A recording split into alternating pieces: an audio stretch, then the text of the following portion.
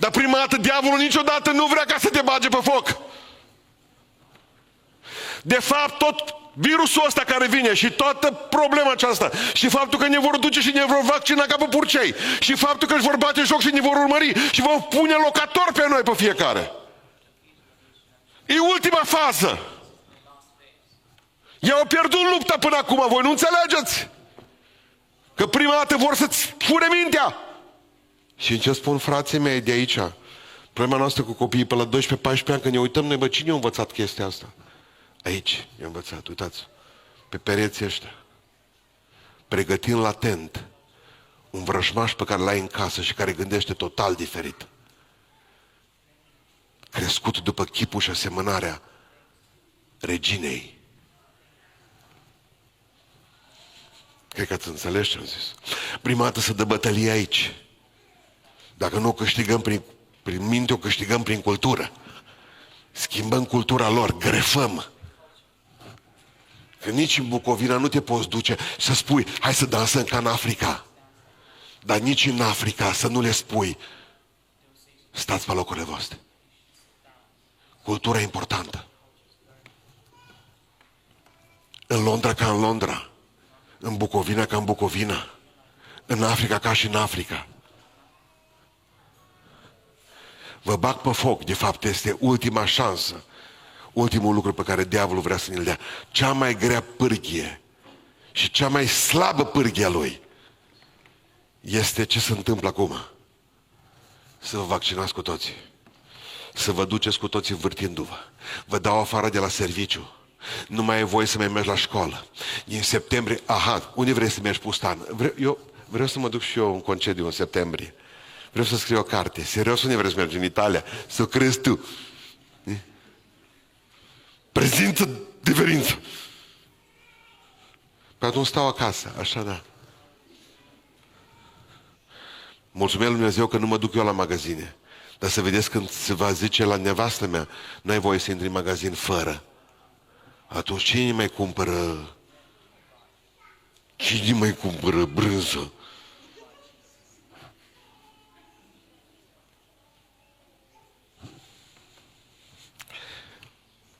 Fiecare zi se rupe câte ceva din noi.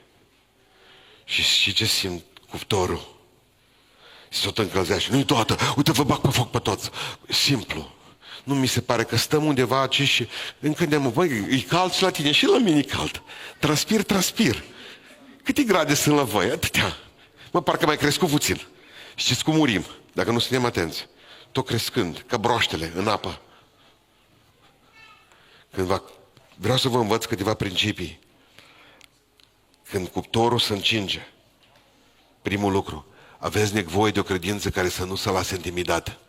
Ziceți amin. Ascultați versetul Tupeu. Shadrach, Meșac, versetul 16. Și Abednego au răspuns împăratului Nebucadnețar. N-avem nevoie să-ți răspundem la ce ne mai spui. Te Tupeu. Băi, sunteți robi, sunteți tineri, vă facem praf, n-aveți bani, n-aveți nimic, nu vă închinați la ăsta, vă bag pe foc. Hai să mai gândim, că Nebucadnețar zice, băi, dau drumul o dată la muzică. Dau drumul la muzică. Vă mai povestesc o dată că ăsta și vă mai arăt toată cuptorul meu. La care zic ei, așa, cu Tupeu, cât împărat. Dar nu mai da drumul la nicio muzică. Lasă-i pe muzicanți și pe guriști să se odihnească. Nu-i mai povesti de Dumnezeu tău și nu mai băga nici cărbuni pe foc, că nu ne interesează. Sau poți să faci ce vrei tu.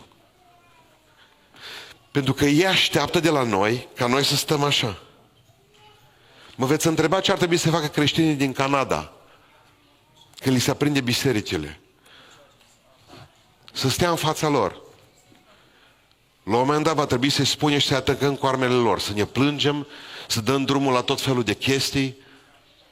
Păi ce nu-ți frică că o să distrugă, de exemplu... Nu mi-e frică nici de voi și nu mi-e frică nici de Cireșare că o să ne dea jos de pe YouTube. Știți de ce? Pentru că ne-am luat 2 servere și le-am pus în Moscova și am luat upload pentru tot ce trebuie și absolut tot ce avem în upload și ne ducem în Rusia cu serverele noastre, dacă e cazul. Și în momentul în care ne dau jos de pe YouTube, pentru că asta trebuia să fi făcut noi creștinii cu tupeu. Să avem propriul nostru Facebook, să avem propriul nostru YouTube, să avem propriile noastre platforme de pe care să lucrăm și nouă o să le spunem lor, uite, asta e problema noastră cu voi. Nu ne interesează nimic de la voi. Pentru că trebuia să avem o economie paralelă cu ei, pentru că trebuia ca să ne ajutăm unii pe alții, pentru că eu trebuia ca să-mi te încuiesc casa numai cu tine, dar tu trebuia să repari pantofii numai cu mine, pentru că trebuia să cumpăr numai magazinul tău, pentru că de fapt trebuia ca să avem banca noastră, pentru că de fapt trebuia să avem lucrarea noastră extraordinar de paralelă cu lumea asta. Corect? Corect.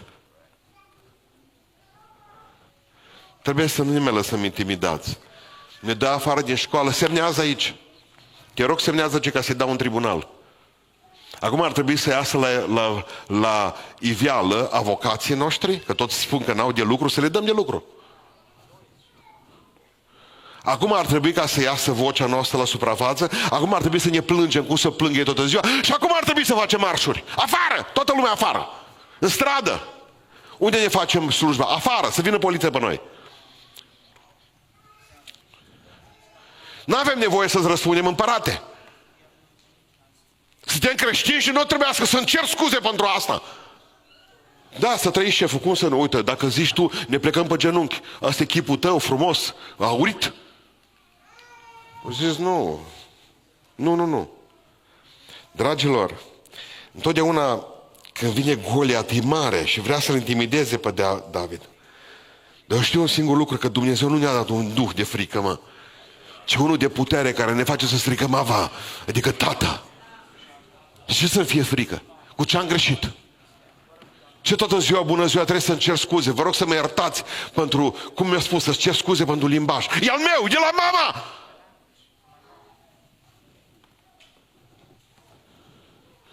Să-mi cer scuze pentru ce am citit, pentru miile de cărți, că ăsta e limbajul miilor de cărți pe care l-am citit, pentru că vreau să fiu eu.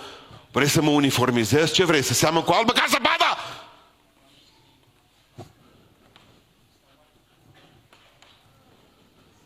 Ăsta și eu, asta ești tu.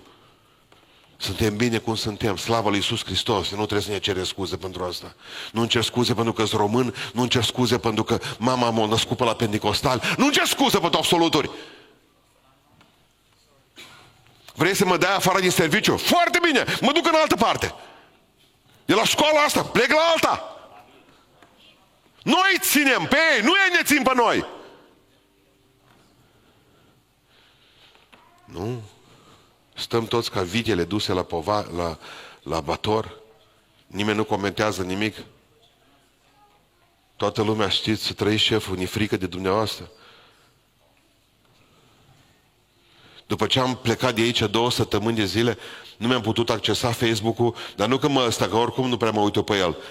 Dar mai puneam programele bisericii, mai una alta. Nu. Că zice că tu ai fost plecat din Beiuș. Serios, mă? Facebook-ule? Și că nu știm dacă ești tu, că tu ești cam plecat. Tu n-aveai ce să cauți în Londra, nenorocitule. Cam asta spunea mie Facebook-ul. Adică, deci, și fii atent ce spune. Mai stai 2 săptămâni pe Iuș, că după aceea o să-ți dăm drumul. Adică îmi spune și unde să stau. De ce nu mă trimiteți în Bărăgan? De ce nu mă trimiteți în Siberia? Unde vreți să stau? Că eu am gândit că-s deștept dacă îmi dau jos localizarea. Dar ei nu, ei vor să știe unde sunt. Al doilea lucru pe care trebuie să-l țineți minte în fața cuptorului este nevoie de credință. Când cuptorul se încinge, care să vadă realitatea. Să vadă realitatea. Adică zici că e în versetul 17 mai departe. Iată Dumnezeul nostru care slujim. N-avea un Dumnezeu de duminică ăștia, mă. Ci unul care slujam și Dumnezeul lor, nea tatălui lor. Nu mamei, nu lui Gerula. Zice Dumnezeul nostru. Nu lui Babacu. Dumnezeul meu. Și ce fel de Dumnezeu? Nu de duminică, de sărbători când merge. Căre slujim. Suntem slujitorii Lui. Auzi ce zic acolo? Poate să ne scoată din cuptor oprins. credința adevărată trebuie să vadă realitatea. Asta e realitatea, mă. Că există cuptor. Este cuptor și aprins. Nu putem să negăm cuptorul. Spunem, slavă lui Iisus, că Hristos, că m-am pocăit, m-am scăpat de cuptor. Proclam lipsa cuptorului din viața mea. Proclamă ce vrei tu, ce Dumnezeu. Eu știu ce ți-am spus. Fraților, nu putem să stăm cu capul ca struță în nisip. Să spunem că toate merg bine. Sunt probleme care trebuie să le rezolvăm. Știți care a fost... Mă plimbam pe aici, știam că Dume cântă de să rupem beiuș. Mi-am adus aminte de o cântare. O cântare de 100 de ani. O cântare pe care o cântau acum 50 de ani, dar mama spunea că e cântare veche. Nu știu din ea, nu mai știu urma prima strofă. Nici aceea toată. Dar știi ce m-a șocat la cântarea aceea? Cum începea? De abrupt, dintr-o dată. E timpul să te pocăiești, căci mirele te așteaptă. E timpul să te pocăiești, că vei sta la judecată. Până aici era bine, dar după aceea ascultă cum îi cânta. Biserică, biserică, biserica apostolică. Bă, m-am speriat, mă. Cum adică cui îi spune Dumnezeu să pocăiască, mă? Nouă.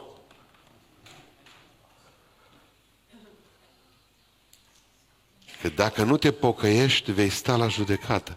Deci spune bisericii asta. Cântarea vorbea bisericii.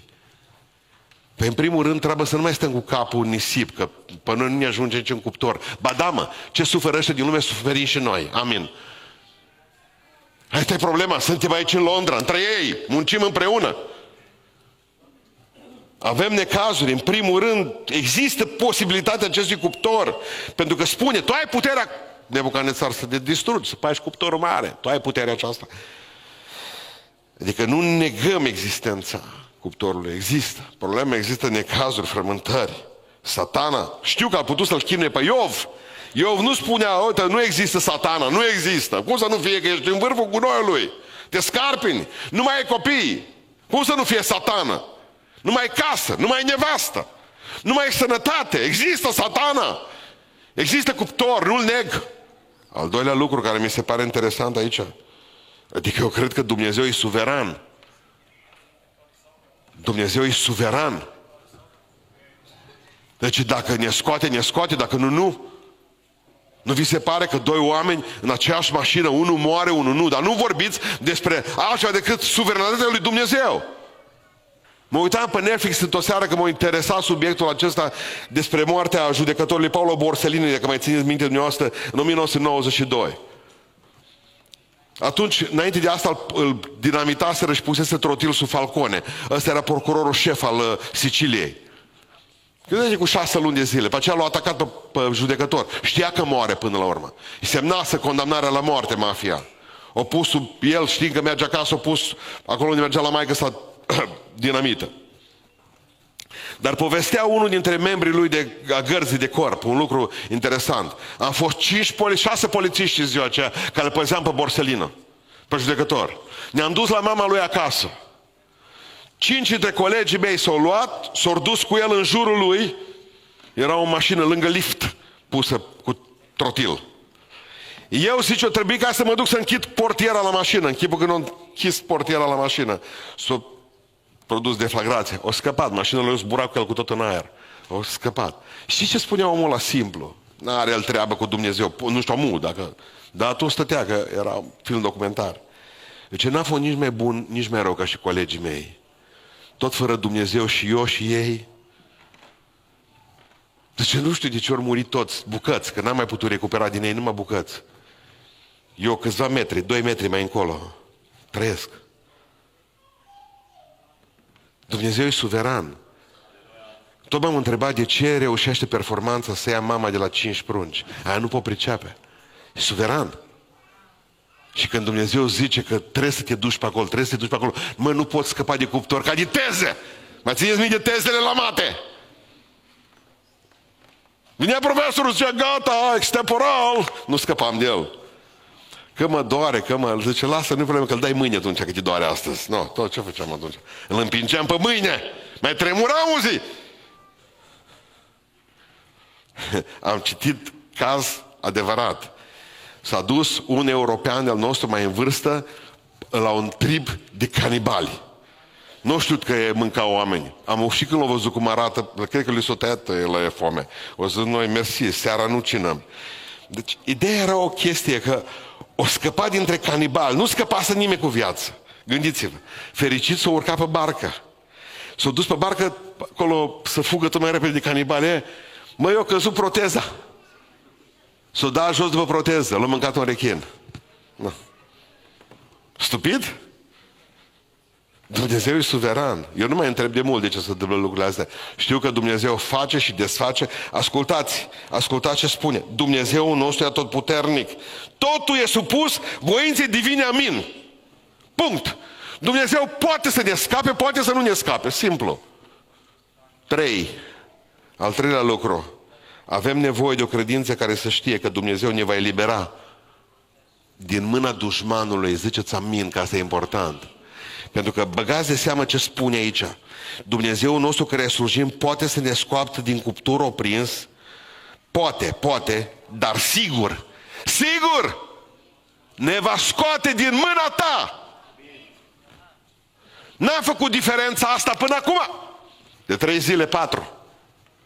Dumnezeu poate să nu ne scoată din cuptor, să murim arși. Dar din mâna ta ne scoate. E diferența între cuptor și mâna diavolului, ascultați-mă.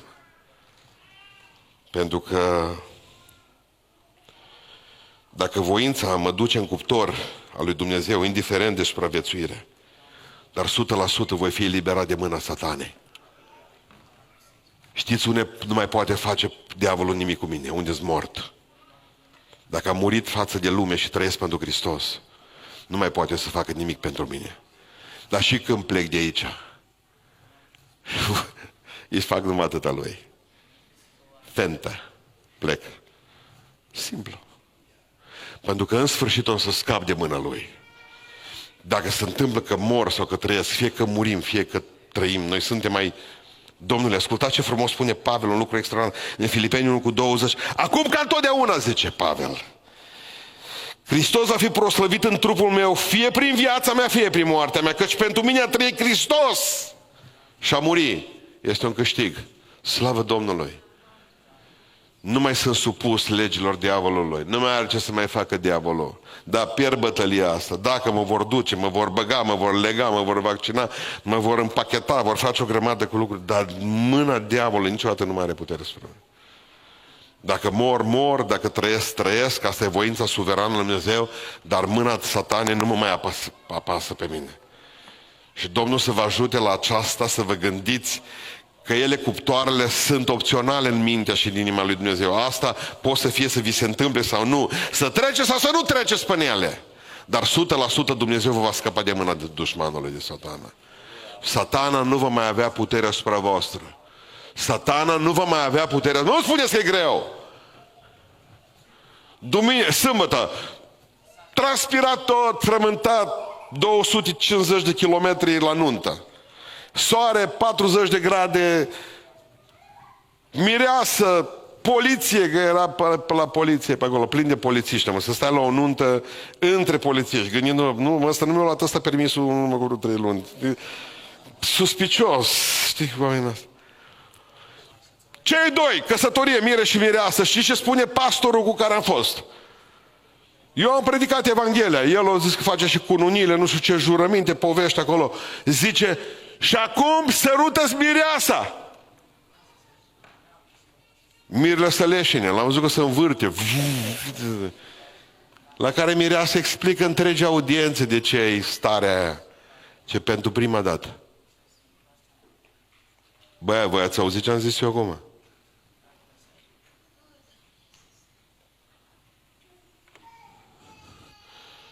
Adică erau prieteni de un an, ce sărută-ți mireasa, ăsta să leșine, noi trebuie să-l ținem noi, și ea explică misterul. Pentru prima oară, vină și sărută-mă. Nu spuneți că nu se poate. Nu spuneți că nu sunt sfinți pe lângă noi. Nu spuneți că cuptorul, da, poate să vină peste toată lumea, că vine și spune toți cetățenii de aici, toți ai din România, toți, gata, trecem pe el, avem necazuri. Dar diavolul nu mai poate avea puterea asupra noastră. Dacă voi vreți să lăsați, are. Dacă vreți să nu lăsați, nu are. În numele lui Iisus Hristos. Du-te, drace, de la mine, punct. În numele lui Iisus. Simplu.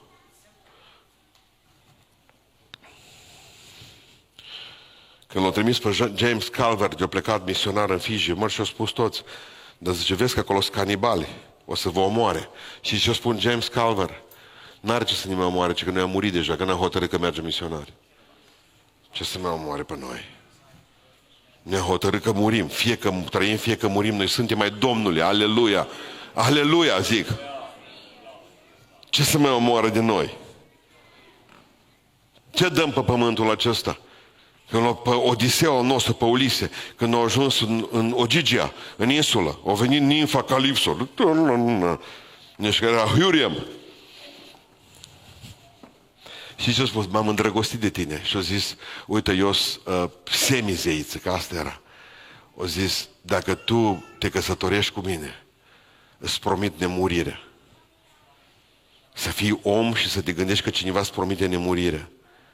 Și ce a zis Odiseu? Mi dor de Itaca.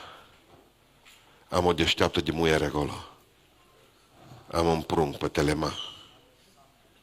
Mi dor de țara mea. Lasă-mă așa muritor cum sunt. Ce ne promite dracu? Că face cu noi, că drece. Nimic. E un mincinos, tata minciunii. Noi suntem asigurați cu nemurirea. O avem în Iisus Hristos, slăvit să fie Domnul. Iar Satana nu-i decât un mincinos îngrozitor. Să nu vă fie frică niciodată. Din mâna diavolului nu o să mai fim niciunul dintre noi. Amin. Doamne ajută. Indiferent cât de grozav cuptorul ăsta. Și vreau să închei spunându-vă că avem nevoie de o credință dedicată lui Dumnezeu. Indiferent de rezultate. Indiferent de rezultate. Versetul 18. Și chiar dacă nu ne va scoate. Noi tot nu slujim ție. Bine? Nici nu ne închinăm înaintea acestei chici, oribilități arhitectonice. Pentru că această statuie e urâtă ca tine. Deci, e după chipul și asemănarea ta făcută. Bun. Asta e situația, împărate. Dacă ne scoate, dacă nu ne scoate, e treaba lui, pentru că eu aud că mulți oameni pun condiții lui Dumnezeu. Vin la mine, am soția cu cancer. Dacă o vindecă Domnul, ne pocăim amândoi. Dacă? Dacă Domnul îmi dă, dacă Domnul îmi face, și ce-o zis ăștia?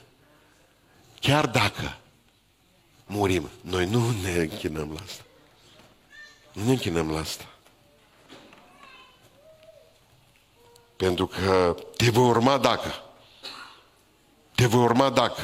Te voi sluji dacă. Chiar dacă nu ne dă nimic, noi tot nu slujim ție, nu lui. Pentru că noi suntem slujitorii Dumnezeului celui viu. Și a zis, acest Dumnezeu al nostru care noi îl slujim, adică te voi sluji indiferent de ce mi se va întâmpla. Te voi urma indiferent de ce mi se va întâmpla. Știți care e rezultatul unei asemenea credințe? Vreau să vă citesc eu, versetul 24.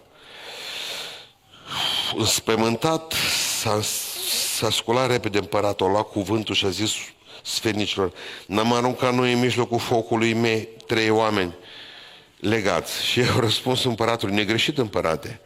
El a luat iarăși cuvântul și a zis, ei bine, eu văd 4 oameni umblând slobozi în mijlocul focului și nevătămați și chipul cel de-al 4-lea seamănă cu un fiu de Dumnezeu. Niciodată nu o să-L vedeți pe Dumnezeu mai frumos decât atunci când e în cuptor cu voi. Pentru că nu o să-L vedeți pe Dumnezeu niciodată în cer primat, ci în cuptor primat. Hristos nu-i cu noi în cer primat, ci la spital. Hristos nu-i cu noi în cer primat, ci atunci când ne-a părăsit bărbatul. și a plecat cu alta. Hristos nu-i cu noi în cer prima dată, ci acolo cu noi când ne-a dat afară la serviciu. Când analizele prost, când examenele nu funcționează cum trebuie, când doctorii spun să facă avort, că s-ar putea ca pruncul să fie cu sindrom Down. Pentru că, de fapt, Hristos e cu noi prima dată în cuptor, până în cer va mai fi. Pun o întrebare după masa aceasta. Cât de ignifugă e credința ta? Cât ține la foc? Zice că numai izmenele, eu lega cu izmenele. M-am observat că atunci când treci până încercări, de fapt nu ardă numai legăturile. Erau legați cu izmenele și le-au ars.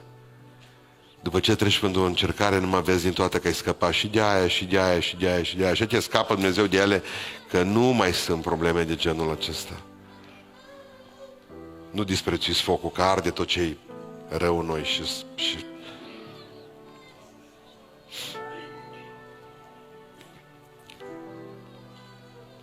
îi mulțumesc Tatălui Ceresc pentru voi și vreau să vă lăs cu o cântare. Tot nu mai puteam acum. Simțeam că muzică să cânt o cântare cu voi. Dar și Dumnezeu a cântat 10 cântări la Beiuș, deja e răgușit. Tu ești floarea din grădină, Tu ești crinul din lumină, Tu ești Fiul Tatălui de sus, Tu ești rodul suferinței din grădina umilinței, nu pleca din brațul lui Iisus.